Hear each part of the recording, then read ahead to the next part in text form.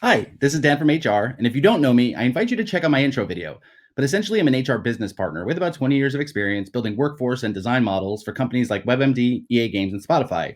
I retired from corporate America and now create content designed to help people understand how all of this works and how to thrive within most corporations. In this episode, we're going to cover one of the biggest mistakes candidates make during interviews and a really simple way to fix it. When an interview doesn't go well, and I ask a candidate why they think they bombed their interview, or to maybe analyze their mistake, they'll always gravitate towards really complicated reasons. They say they didn't ask complex questions, or maybe they didn't give as many details as possible, or maybe you shouldn't have shared that funny story of drinking too much while you're in Amsterdam. But I can assure you, those are usually not the reasons you didn't interview as well as you would have liked to. And most of the candidates that don't do well in interviews all share the same behavior. Luckily, there's an easy fix I can teach you to help solve it. This behavior is rambling. Candidates lose track of their points or topics, or they don't understand the nuance of a question and are just left filling the space with as many words as possible until it can eventually reach a conclusion. Let's look at a classic example. You're in a Zoom interview, and after the pleasantries have passed, the hiring manager starts the interview with a basic softball behavioral question. Tell me about a time you overcame adversity in order to complete a project. In an interview, we have a tendency to be nervous. We're trying to present our best selves, and we think we have to be flawless. We therefore tend to respond to questions with an immediate answer. We basically let our mouth start moving before the brain has even fully registered the question, and you can actually start to feel your brain trying to catch up. As you can guess, this is not an effective way to answer the question. It's as though you only heard the word adversity, and your mouth is just moving as fast as possible, trying to convince the interviewer that you know what adversity is. But you're not actually answering their question, and you generally are not making a good impression. The key to overcoming this behavior and tendency is to recognize you're in a panic state, realize how you sound, and then implement a very simple but an extraordinarily powerful technique.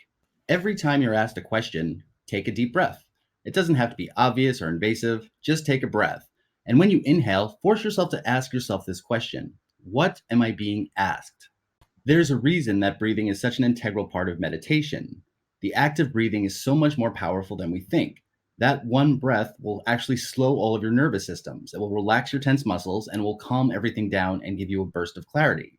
Doing this means you're letting your brain lead and not your mouth. And in that 1 second, you can understand the question, and your brain will calmly connect the dots to tell a story on how you overcame adversity to complete a project.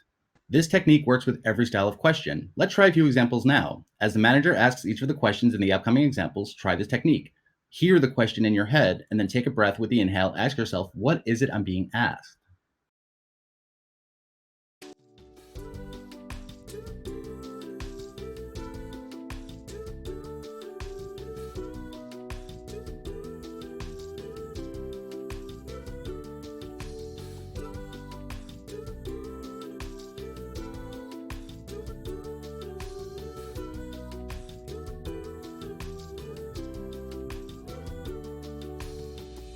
This technique can also help you recover if you catch yourself rambling while in the middle of an answer. This happens all the time, and it's when we start giving an answer and then lose ourselves along the way. We know we're lost, and we're just sort of scrambling to get back to the topic. When you see this happening, just take a small breath and in the inhale ask, what am I being asked? And you'll start to see a very sharp difference in clarity, and all of the tension will relax. There have been a number of times where I've actually stopped an interview when I notice that a candidate is too nervous, and I actually encourage them to use this technique. When I ask candidates why they don't do it more often, the resounding answer is that people feel self-conscious. They think that the pause goes on for too long or that it's too obvious. I can assure you that's just your perception. You can do this in a way that the interviewer will have no idea you're doing it. All of these mental exchanges and transactions happen in the course of a second. So our big summaries: rambling is the number one reason most people do not do well on interviews, and it's because their message gets lost due to nerves. The key to combating this is to take inhaling breaths and simply ask yourself, what am I being asked? And I promise you'll start to see a great deal more clarity and perspective for your answers. Thank you so much for watching, and I hope you enjoyed this. Please feel free to check out all of my other videos, as well as follow me on social media. Let me know if you like this animated style. Thank you so much. See you next time.